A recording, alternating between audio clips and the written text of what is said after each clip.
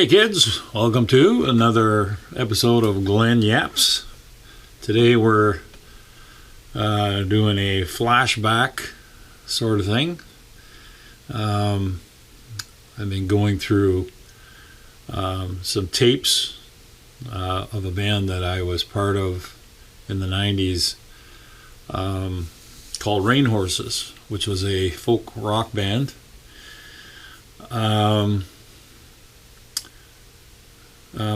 I had a lot of good times in the 90s, lots of bands I played with, a lot of creative musicians that I was proud to be associated with in a lot of projects. It was just a good time. You always have your decades of your playing where things go good, some go bad, some are plentiful, some are dry spells, but the 90s for me was quite the whirlwind of music because I was in bands that were doing anything from folk rock to progressive rock, just to country rock, and even a few jazz things, which is it was great. It was a great melting pot for me at that time. It just helped your musical imagination soar because you were touching it on all these styles. Anyways, the band Rainhorses. I don't know the total beginning or the origin of that band. Its founding member, Chris Belcito, I think he had it going as a duet originally, and then kind of got musicians and started doing some covers and some of his original material or a group written material. That was in the 90s. It could have been as early as the late 80s for Rainhorses, but they did put out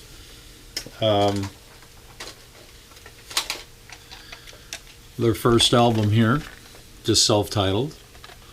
I believe this is 93. Let me double check on this. 93. So I was actually part of this, not so much in the music sense or the writing sense, but I was kind of called in as an advisor for some of the drum sounds. The drummer that they had at the time was having trouble getting drum sounds and stuff, so I was friends with the guys anyways, and went down there, so I've got exposed to it. I was familiar with their music anyways because I'd seen them play live a number of times. Anyways,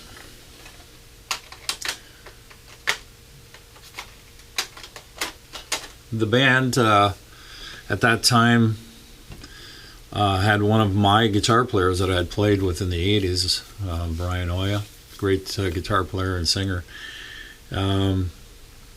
He just went a different direction musically. He wanted to try something different, so he got into the acoustic thing. Rainhorse was originally very acoustic based. Even that album is, you can hear it's dominated by acoustics, but not folk style. There was definitely a slight dark mood to the music on that first album, which I really liked. But anyways, long story short, that lineup of Rainhorses kept changing. The bass player that recorded the album ended up moving away, and ironically coming back years later and playing in a rock band with me for 8 years. But they went through different bass players, and they were trying to find a home where they could practice. I know they were rehearsing at one of the local bars in town, an upper floor that was being rented out.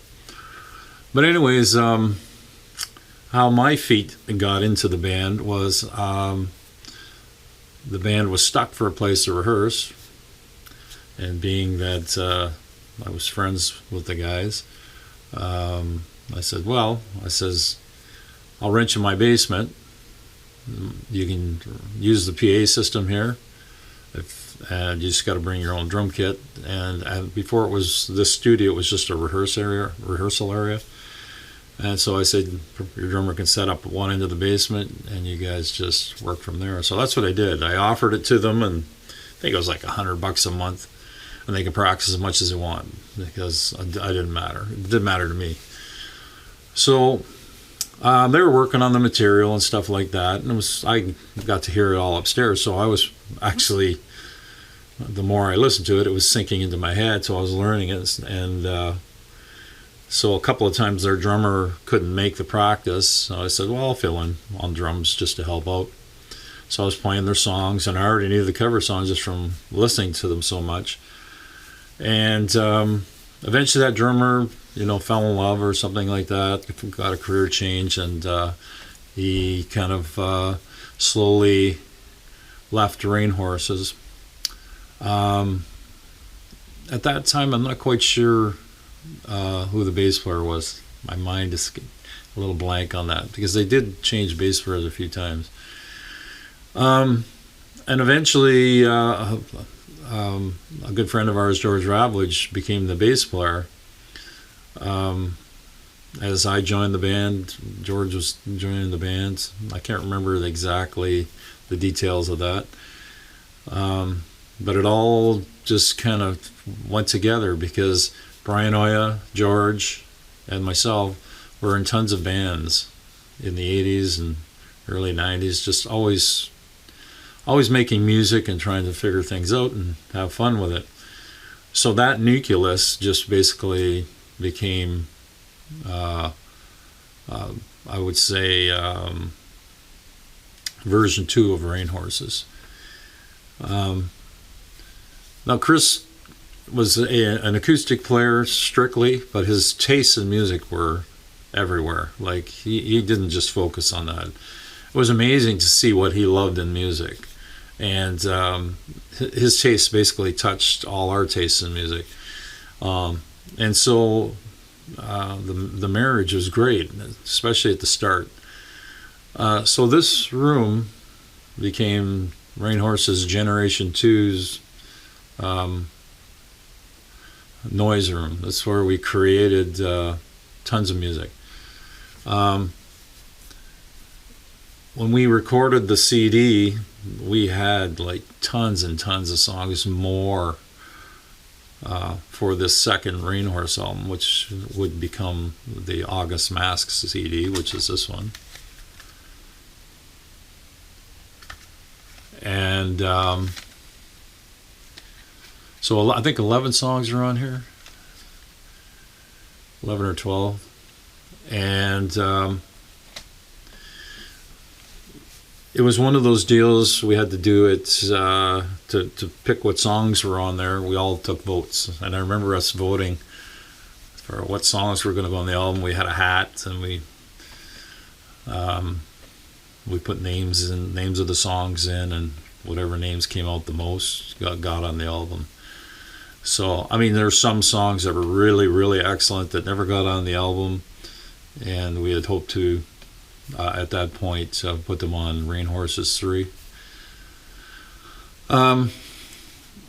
So the band itself worked here a lot. We spent hours at jam, texturing songs, and lyrically, Chris, he was the head lyric writer, definitely.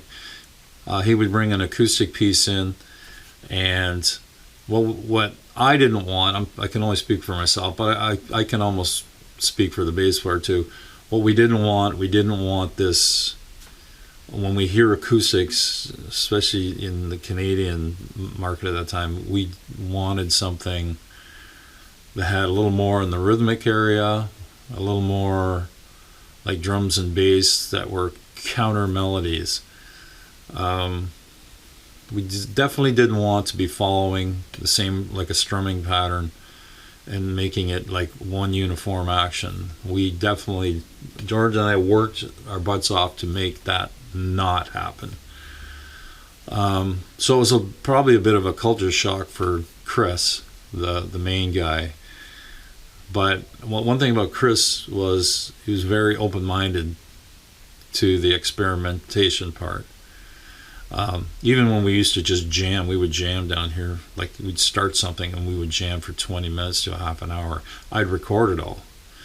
And you could pluck ideas out of that. He loved that. We all loved that. So he was game for change.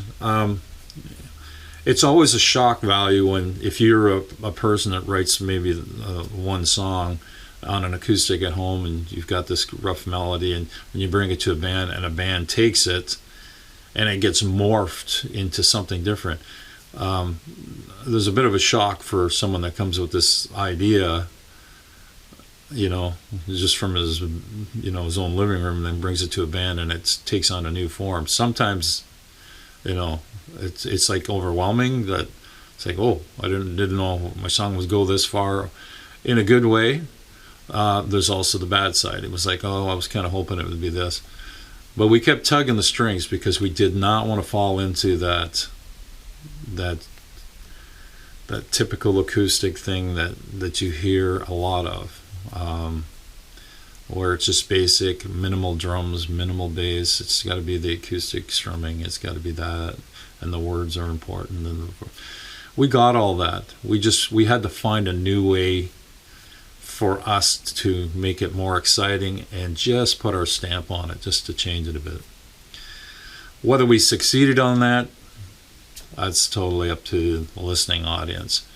I know when we practiced in the basement and we were prepping all these songs for the studio, the band was great. It was just in the pocket.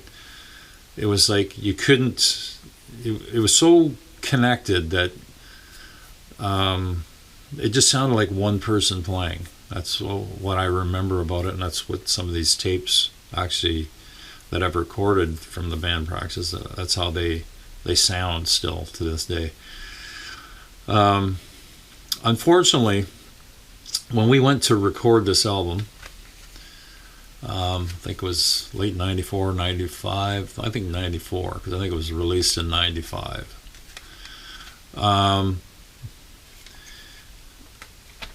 Going into a studio compared to your home base where you've worked for a year or a year and a half on material, and you go into a strange element, that always kind of, there's a 50-50 chance that, it's going to sound great, you feel comfortable in there, and it's going to feel like your home base, or it's going to be, this feels strange, I can't get comfortable.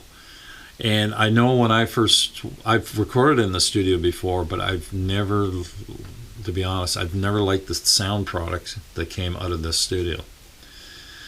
And the engineer's a sweet guy, Bob McLeod, but everything that came out of that studio had this weird sound stamp that was always that studio. And to be honest, none of us in the band liked that sound.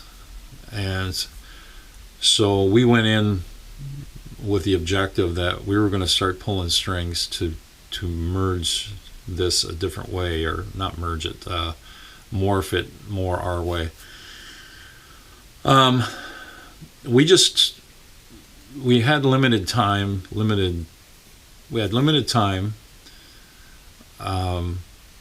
and obviously the resources, because the studio costs money, and at that time it was pretty expensive. So we knew the songs well enough that we could knock them out fairly quick. So I think we did the whole album. I think we recorded the entire bass tracks in 2 days. I think the drums were all done, but the drums were all done except for one song. And it was actually the first song on the album. It's the easiest track for me to play, and I had issues with it. It took me eight times to get that first track. There was just something not connecting. I hated the click track that they use in the studio. I play with click track all the time. It's like DNA for me. I can do it all the time. But the sound of the click track in that studio was the worst sounding clunky thing. and it didn't matter if you were put it high, low, whatever. It just sounded horrible. It just sounded like I was being hit with a frying pan, and it was the most unenjoyable thing ever. I know when I recorded tracks later on for the third album, I definitely changed that, and it reflects in my playing, because I know on August Mask I'm not happy with the feel that I had on there, because it was not so much me fighting with a metronome, it was just fighting to enjoy myself with that click track. Anyways, so that first track for me drove me nuts. The rest of the tracks were 2 takes at the most. I think one. Well, the whole point of this was the studio was limited for channels on the board, so limited for tracks. So Rainhorses had a lot of percussion along with drums, and the whole point was I didn't want to use separate tracks for every percussion thing that I was doing.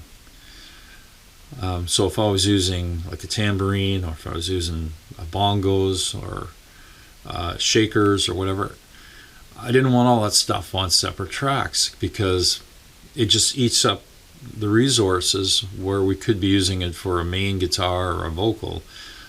So you had to plan that out. So what I did was I made sure that everything that I played, plus, before I go any further, plus I wanted to save time, not waste as much time in the studio by going back to overdub all these things. So what I did is all the percussion stuff that you hear on that album is played in real time with me playing drums. So I'm playing drums with all the percussion parts, and in some of the cases we use electronics, a pad 11, rolled pad 11, which has 8 pads on it.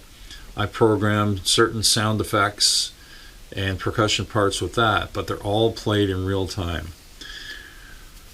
So I had to really plan that out, and the whole point of that was, I didn't want to bring tons of percussion pieces to our gigs, so I started making things a little bit more compact by using this pad 11, which is still hitting something.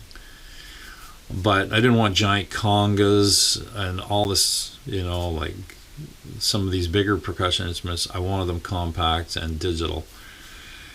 But our main focus was to get the drums done as quick as possible, so that the guys could focus on the guitars and mainly vocals, because the vocal harmonies we had on this, we worked on quite a bit, and we wanted to make sure we had the most time to get those as good as possible. So the whole drums plan out was done ahead of time. There's lots of recordings in our basement, doing these songs where you hear all the percussion in real time with the drums. So there's no percussion player, there's no extra tracks. Like there's one percussion track, but all the stuff is going on there. So a little bit trickier to EQ it. Some of the stuff, when we did the final mix, we had to play with volume faders, and so even EQing, we had to make it that the EQing was served all of those percussion pieces on the one track. So I had to choose an average.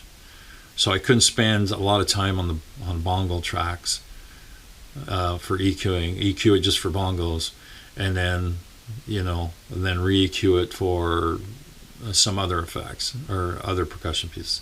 I had to go general on it. So that's why in some of the recording you might go, well, that's a little bit thin, or that kind of thing. And that happened with volume too, because back in the old days, you actually, if something was low, you had to actually go with the slider here and slide it up for that part when you're doing your final mix for that song. When it's being mixed down to 2-track, you had to do that. Physically know when the number was, okay, we're coming up to 2 minutes 10 seconds. I know that the bongo might be a little below, so you boost it up. So everybody had their hand on the board for something to do with, to adjust the volume or do a pan or something. It wasn't, robotic stuff like it is today where you can program the whole soundboard to do exactly, the sliders move automatically. Yeah, we never had that. So it was, I think, a 16 channel board. And so we had 16 tracks to work with. And then, I mean, that sounds like a lot, but it gets eaten up pretty quick. So anyways, I'm going to do some videos of some of the drum parts, because I've been revisiting some of the Rainhorse music, because I haven't played this stuff since, I think the last time Rainhorses played was 1997, late 97.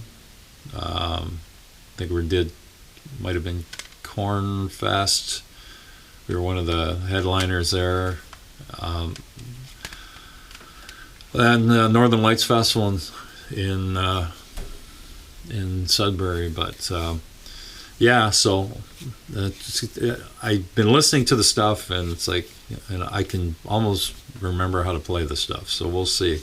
So I'm going to do a video of a couple of them, maybe 3 or 4, and see if I can remember how to play it. So the Rainhorses, the unfortunate part with Rainhorses is once we got this album recorded, our singer went away to school. And so basically there was no Rainhorses while he was in school. That for me was difficult. I don't know how the other guys were with it, but I found it extremely difficult, because when I get into a project, I give 110%, and it just felt like when I put 110% into this, I had the floor ripped out from under me, and I had to sit and wait to bring this music to light in a live situation. And even promoting it was very difficult, because we were promoting it without one member, because they were in school here in town, they were out west. So I found that discouraging, to say the least. Probably I never got over that. I think this album was really good and could have gone more had we done things with it right away. We had practiced our asses off on this to become a really tight band, and it was all for nothing for that period of time. So I was very, very discouraged. So then when it came around to it, we never really promoted it as much as we should have. We did some shows, and so it was just it was a great thing. And then it was almost like we had it hanging over the cliff, trying to save it, and we couldn't hold on to it, and it just fell. So that was a disappointment. On the flip side, there was a lot of great fun memories of recording this album. At the time, my bass player and I were playing in another band, a blues rock country band. And I remember us playing on the same street as the recording studio, and we were running between the recording studio on our breaks. So once we were on the break from playing live with this band called the Vikings we were in, we'd jump in the car, run through all the back laneways. It was like Starsky and Hutch. Through these back laneways, the car is like in the air going. And we go in and we record a vocal part or whatever, and then rip all the way back to the bar and play a set, and then rip all the way back to the studio after, do another or something, or help somebody else in the studio on their guitar part or whatever. Run all the way back with the car, and yeah, that was pretty hilarious, because I swear to God, it was the bass player's girlfriend's car. I swear we killed the suspension on that thing, just going back and forth. That was pretty fun. That was fond memories there. Mrs. B's Pizza was another fun thing there. We were always eating pizza in the studio. Only one track, I think. One of our guitar players, Brian, got got a bit of a head cold. I think in solitaire, you can tell he's a little bit sick. He's still hitting pitch, but you can tell he's got the plugged nasal passages. And in the recording studio, it was pretty, the atmosphere, like just the humidity in there. Yeah, that wasn't helping his cold at all. I have good memories of recording these tracks with the guys.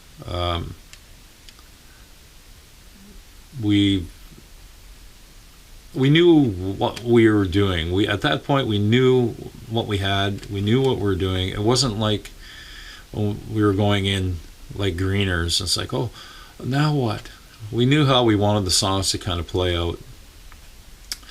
So anyways, on these songs here, while I said earlier we tried to make, the bass player and I tried to make the rhythms different, a little more complicated, just different, and to kind of cradle what the two guitar players were doing. Now we did use electric guitar, I think on a few songs, like Held You Down for one. Held You Down is one track, definitely with electric guitar. I don't remember the guitar he played at the time. He might have used a Les Paul that time. I do remember Held You Down as being, we did one take, and that song we worked a lot on at home here in this basement. We worked our asses off on it, and I remember going into the studio and it was like, you could tell it was going to lay down great. We ended up recording the song, and we left this one kind of weird ending on it. The actual physical reel-to-reel tapes was at the end of the spool, and we had a great take going on Held You Down, and we were not stopping. So the tape actually ran out just after we finished the song. It's like the guitar player Brian is doing this lead at the end, and he's just hitting all the marks, and it keeps going and going, and it's just starting to go, and then the tape runs out. So we didn't really have an ending for that song on tape the way we did it in the basement. So when we heard it, and Bob called us into the studio, says, that was a great take, but we ran out of tape. So I said, well, like the whole band says, put it on, we're going to hear it. So we loved it. It's like there was no way we were going to redo it. And then it was up to Brian Oya, the guitar player, and he friggin' fell over laughing. For the end of it, he goes, no. He says, that sounds great. Let's just leave that reel-to-reel tape. It just ends. You can hear the tape go off the recording head. It's got this weird kind of sound. So we left it on this. And we get questions about that track all the time. But that is what happened. The reel-to-reel tape was at the end of the spool, run out of tape. So what Bob had to do is he had to add a tail of tape on it, so he didn't have to re-spool this thing every time we played the song when we were doing the final mix. So, but yeah, that's one of the reasons why that is on there and what happened. Now the other thing about this album is Chris laid out the material on here. He wanted these songs to flow into each other. He had a theme for it, and that's he talked it over with us, and we were totally cool with how he wanted the songs laid out on the CD. And I think, honestly, it works out perfect the way he did it. The one thing about this album is because we play all these in the order of the CD and we recorded them that way, the quality from the first song to the end, you can gradually hear the quality getting better as we go through it. It's kind of weird. We didn't notice that while we're in there.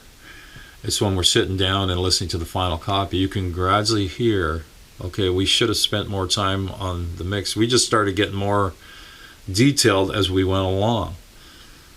So we were happy with with how things were going, the first thing we wanted clarity, wanted people to understand. We want every instrument to be important, every vocal. We wanted every part to try and be in there. That is hard to do. It's harder than you think. You figure, well, you just have to do the volumes and stuff, but the problem is you can't always play at the same dynamic in a song. So sometimes it's a little bit where, oh well, I might have backed off on the snare a little bit. In nowadays, studios want the snare drum hit to be the same volume all the time. It's like they want it to sound mechanical.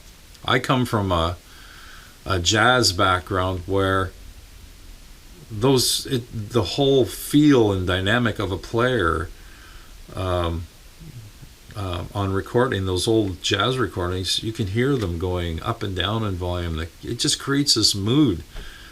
I don't want to sound like an anvil, a machine going blank, blank, blank, same volume, blank, same this, same. I know that's the way it is now, and probably why I don't fit in anymore, because I hate that sound. And I find a lot of Canadian bands, back when we were recording this, the drummers were super basic, and that same clangy snare that was always the same volume. I friggin' hate that. That's why I like the 60s and 70s, where the drummer, and the other instruments, it added so much dynamics to the song. So when we did this album, that was our mentality. We still followed the click track. I wish I laid it back a little bit more, but I had a hard time with that click drum or click track. So I'm happy with a few of the songs I played on here, but overall, I'm not crazy about my feel on this. As for the other players, I think the best player on this album is George Ravlich. The bass lines he came up with, he just came up with some great work. I mean, that happened from all the practicing we did. He would do it basic at first, and he would just add things in, and I said, well, let me accent that with the drums. Or if I was coming up with a weird drum part, he says, oh, cool, I'm going to add something to that. So you hear the bass guitar and the drums connect a lot in here. One of the things we did too is I put a lot of kick drum hits that are not normal, like for a folk style band, folk rock. So it's quite busy in parts, but my favorite song on here is Geppetto My Strings, but it's my least favorite for my drumming, because I've played that song down here 1,000 times better. In the studio, it's just, with that click track, I just could not feel comfortable with it.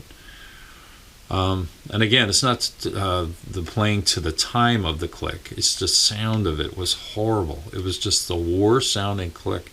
And every time I've gone into a studio since, if I hear a shitty click, it's like, you got to find something else, because I'm not playing to that. I have great clicks here. So a couple of times I've taken my own system, recorded the whole click track on one actual track, and done it that way, because I just hated the click track sound so bad. Back then you couldn't alter it too much. It was, like I say, technology has come a long way. You can make, anything for a click track now, which is a beautiful thing. But back then it was like clank, clank, clank. You had this clanky, stupid cowbell that would rip your head off, or this wood block sound. Just sounded like you're hitting a wood spoon on a table. I just hated it. It was the worst. So on here, some of the percussion things with the Pad 11. Brave New Energy is one. I wanted to have that song start off with just a basic acoustic thing. If it was just by itself, it wouldn't be much. But what we layered rhythmically made that song definitely one of my faves. It was definitely fun to play live. I loved playing that song live. It's called Brave New Energy, but it had a lot of energy. It was definitely an upbeat tune. Landover, Heisenberg's Dream is the full title of the first single, right there, that we released on radio, and it was on college radio for quite a while. So, and I even had friends in other cities that was coming on their college radio, which was pretty cool. It's kind of weird hearing your songs. You're happy on the radio for the first time. You're happy it's on there, but then the compression that radio stations use on music really changed the dynamic of this stuff. It was like, holy cripes, it really sounds almost over pushed for squash sound because of the compression. Because we got used to hearing what we recorded, and mastering it wasn't. Sometimes mastering actually does a worse job on your final mix.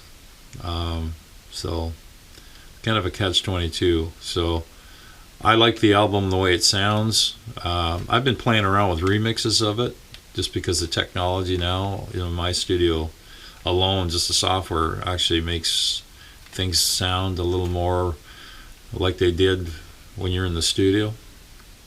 A lot more clear, a little more fidelity. There's some things that I hear when I play around remixing that I that seemed a little bit lost in the recordings of this CD. So we're talking what? So we recorded this in '94, so that's quite a few decades. So technology has definitely come a long way. People ask about this clock on the back. That's actually an old clock of Chris's, I believe, and Brian Oya and I were into photography. But Brian said that'd be great for the back to take a picture of it and make it kind of the theme in some parts of this. So you can see it ghosted in the back here. But yeah, I took a picture of the gears of an old clock. So that was in there. The Rainhorse picture, which was one of the few group shots that we took, was done sporadically on a time restraint. We ended up, Chris was leaving for school. This was taken in my front yard. And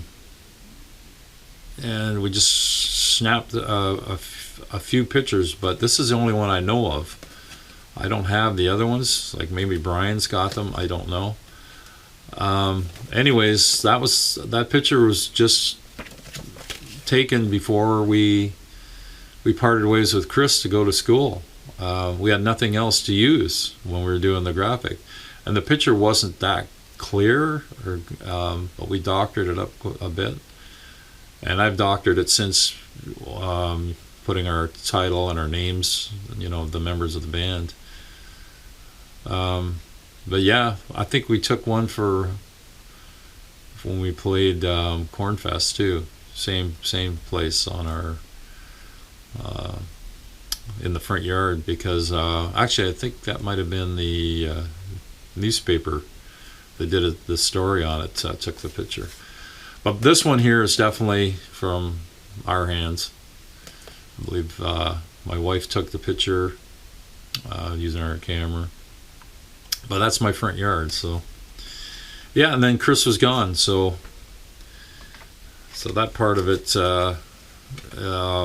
that whole time span at that particular point is kind of hazy, because I went on to play in other bands and do other things while this sat.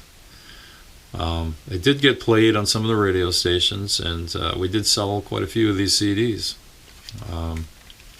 For the longest time it was doing good. They're still available online. I see them. They were on eBay for a while. Some outlet was selling them. I have probably maybe 10 of these left. Probably not even 10. So so the sad part about this whole journey here is we were online while our singer was out west doing school. The rest of us are trying to push this, and so we went to the radio stations, and so we got on Q104 had an interview. I've got the interview recorded. Most people that aren't close to the band don't know this, but unfortunately, while we were on air, happy to be promoting this album, we were joking around and with the radio announcer. I forget which radio announcer at the time, too long ago, but one of the QO4 regulars. So while we were on the air, three of us, George, myself, and Brian, talking about this and trying to explain the songs. They were playing the song Solitaire at the time. We didn't know it at the time, but our guitar player, Brian Oya's father, was killed in a car accident. So while we were on the air, the worst scenario was happening miles away from us, and we didn't know it. So we left the radio station still in a great mood, and Brian at that time had to go back to work, and the rest of us, George and I, just went home. And then the phone started ringing, and then the inevitable. We all got word that Brian's dad had passed away. So it was like another dynamic changing what this band would do in the next few years. So I know none of us were the same after that. That changed everything. It was shocking. I don't think I've ever felt, even with my own parents passing, I've never felt anything so horrible in my life as getting the news of that after what we were just through on the radio. So I have recording of us on the of the radio, on being on the radio. I have that recording, and I have still to this day have a hard time listening to it because of the circumstances. Brian's father was a great supporter of our music, so, and anyways, that's what happened. So after that, the band took a hiatus. The three of us were on and off playing different things. George and I pretty much stuck together. And then we got together and we started the projects for Turbulence.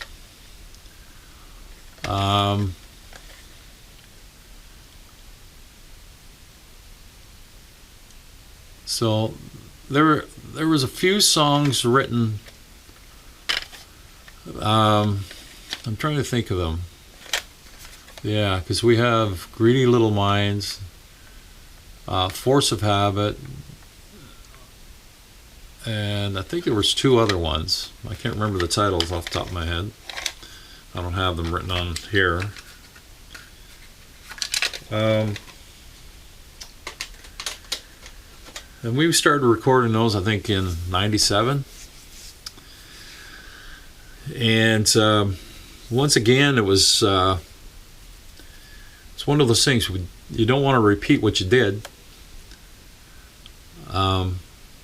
So Chris came up with a whole different vibe for these two songs, and we ended up playing two of the songs in rough form at Cornfest, and we recorded Cornfest audio.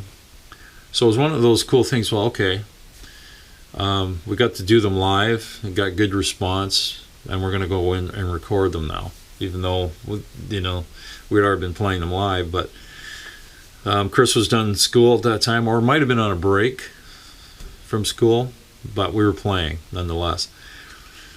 And so we said, well, we're going to do this. We're going to record at least two songs to get this next part of Rainhorse going. So we had the Cornfest recording, so I could hear what I played drum-wise, see if I liked it. It's one thing to listen to it in the basement. It's one thing to listen with an audience and stuff. So one of the songs, I think, Greedy Little Minds, I kept roughly the same. But the Force of Habit, I changed the drumming totally in it. And it kind of, I remember it shocking the guys so much I changed it. But I just went a different direction with it. I just wasn't happy with what I did at Cornfest, even though it would have been fine. But I just wanted to tighten it up a bit and just add a little more changes between the sections of the songs. I don't like playing the same drum beat all the way through songs. I like doing, okay, verses one way, choruses one way, and bridges and lead breaks. I like to change the drumming for all those parts. I don't like that, that 70s, 80s Canadian rock thing where the drum beat was like the same through. Used to drive me nuts. It's like, why is that drummer not doing anything? It's like, you may as well just have a machine. I hate that. So yeah, so the band was shocked. My bass player caught on to it right away, though. He nailed it, what I was doing right away, and it didn't interfere with his part so much because I was basing the new part on playing with his part that he had come up with, even though it was after the Cornfest show. So he just tweaked some of his parts to add more accents to what I was doing, and it worked out fantastic. Like, George and I were always on this same wavelength. It was great. So we did that, and you know what? I just got to the point, I didn't know where this band was going. It just seemed like we were doing music and not doing enough promoting. We weren't playing as much as I wanted. I was always soul searching for the ticket to make it, and I really had 110% focus that this band would crack into the Canadian market with the right people behind it, the right promotion. But it just didn't seem that the band wanted to go that extra mile. I understand that they all were career guys, but I just couldn't see it going any further the way the other two, Brian and Chris's lives were with their careers and schooling. I just felt like I was always waiting. And I've had that happen a lot, because I was with a band called Wishbone, and we put out 2 albums and had a 3rd one all written, and that's all the main guy wanted to do. They didn't want to do a promotion. They didn't want to play. You can't sell without promotion. So like I say, I did 3 albums of material with Wishbone, and I was still waiting. I wasn't playing this stuff to an audience as much as I would have loved. Get on some kind of circuit, to play with other people, festival circuits. Just nothing was happening. So anyways, Wishbone and Rainhorses, I bowed out. I said, it's great doing original material, but no one's going to hear it, and if we're not playing it live, no one's going to connect with it. They don't see us live. We have to play live, and Wishbone is still hiding in the basement somewhere with different members, and Rainhorses is no more. It's just, I had a focus myself. I wanted to play live with this stuff.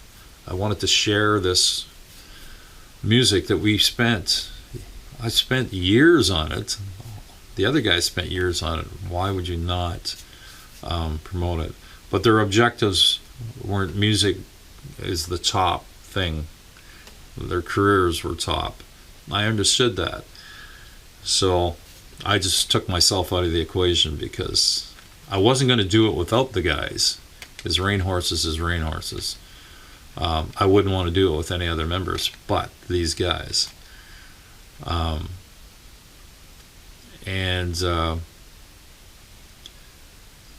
Even if you got a different member and it was better, it's not this band. It's not the ones that created these songs. I would love to have this band reunite, but I've tried to softly put that out, but it never materializes, which is sad because there's some good music there. So anyways, that was the end of it for me. I basically left Rainhorses, I think it was late 97, maybe early 98, and that was it.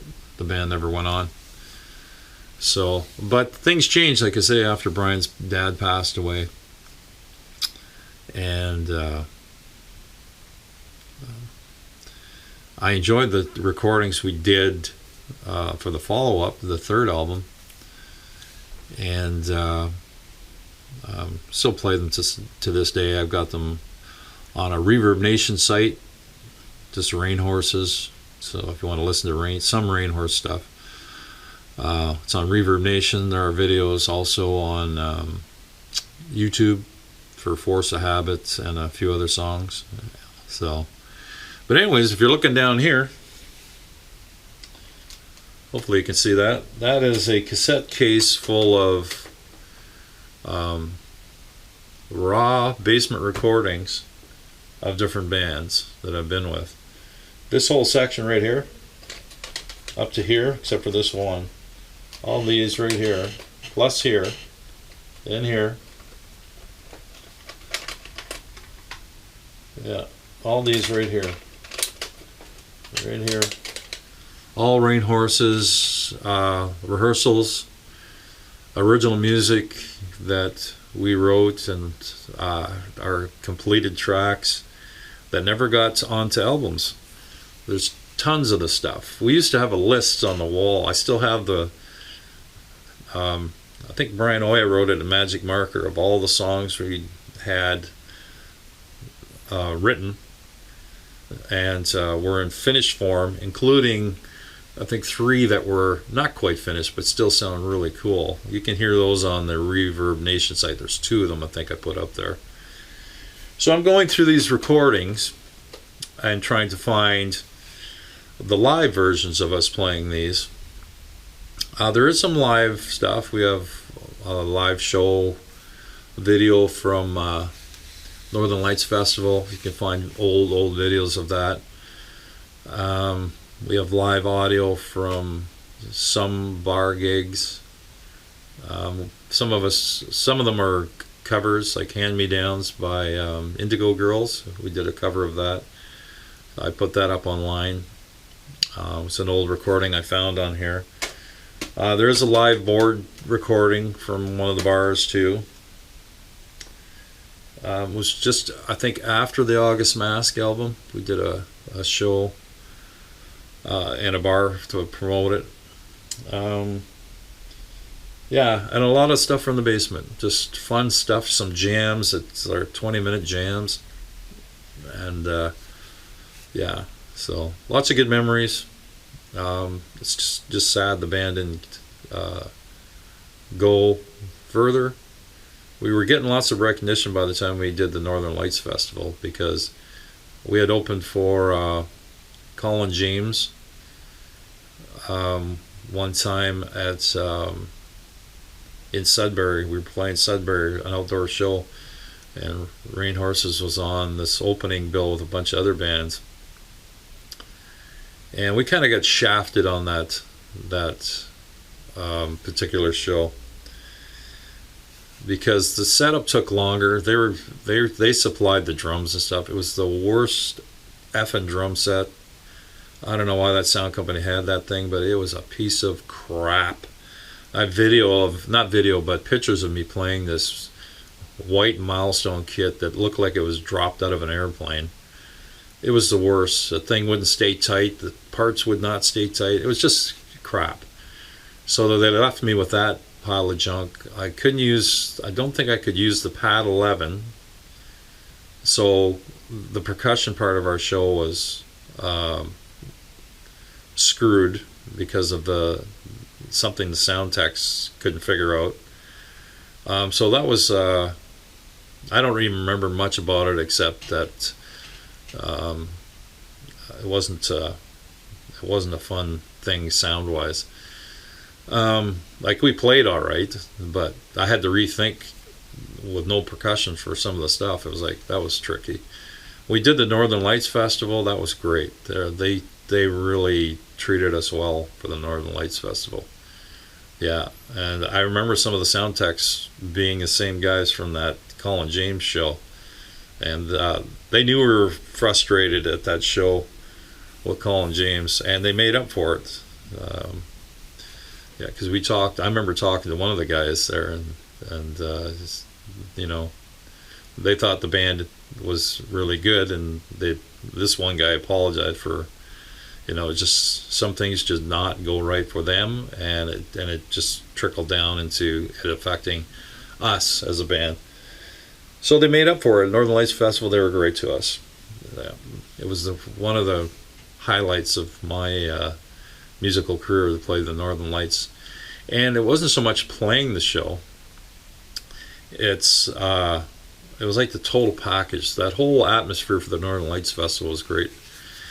But it was to meet all these great musicians and all these different bands taking part in the Northern Lights Festival. So, and for us to be an opener for Great Big Sea, and that was pretty amazing. So, because they were at the top of their game at that time. Yeah, so anyways. So we're going through a bunch of this stuff, and there's a lot of fun stuff. The problem is I have, like, this is just one little, I have totes full of tapes of all projects. And the tapes, they only last so long. They're starting to dissipate, and I just can't get to them to digitize them. It's such a time-consuming thing. I would be doing it for myself, because most people, except for the band guys, most people don't remember that band Rainhorses, because it's been, you know, going on, what, almost 30 years? Am I right on that? So, unless you're an old fart like me, and you might remember Rainhorses being played on the radio or whatever, but yeah, you don't hear it on the radio anymore. Music's changed so much. A little too soft, I guess, for what's out there now. So anyways, that's the scoop. A little dive down the Rainhorses rabbit hole, I guess. I have great memories of this. Lots of laughs. Discouragement on it not going further. Am I sorry I left the band? No, because the other guys, their lives were planned out. They were going to school. The one guy had a career in graphic art design. They had their lives planned out. Nothing was going to change. Nothing. So there was nowhere to go. I could have recorded the CDs and kept recording, and we could have sold a few locally, and you know, and that would have been okay. But it was really just wasn't going anywhere. Just kind of ran into a brick wall. So it was time to move on. I had lots of fun after with different projects and stuff. Like, I was kind of shocked to get into Wishbone and then go through the same thing as this. It's like, why work on all these originals and not promote them and not get them out there? But it happens. You know, your career's definitely, you know, you got to look out for number one. And if you've gone to school for all the stuff that you had planned for, I mean, music is going to take a back seat. So for me, it was costly, and in my time, was my time wasted? Depends on how you look at it. I became a better player playing with Rainhorses, a better drummer, a better songwriter myself.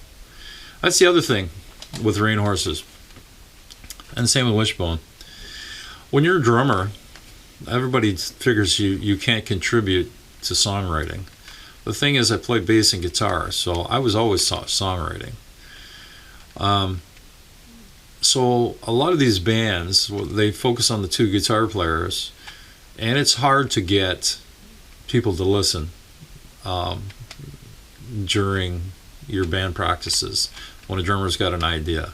I've got tons of recordings with different bands, and we're writing originals. And you can hear the recording where I'm barking out some, well, why don't we try this? What is this? Like, I've got this idea for this, and it gets ignored. So that's a frustrating thing. And one of the reasons why I got heavier into guitar and bass playing and recording my own stuff. Because that happens so many times with Rainhorses and other projects, Wishbone especially, where your idea is not heard. I'm not saying ignored, it's in the frenzy of it, it's just not heard. But when you hear it on the recordings, it's like, oh yeah, well, there it is, another idea that's just, not implemented. I can't remember if that's the right word. So I found that frustrating. So that's when I started changing the drums to be a little more involved than just a plain drum beat. Because I don't like just being an anchor drum beat metronome guy. That's no fun. You want to contribute to the artistic side of things. So I wasn't going to be some drum beat just for somebody else to write songs and not get any,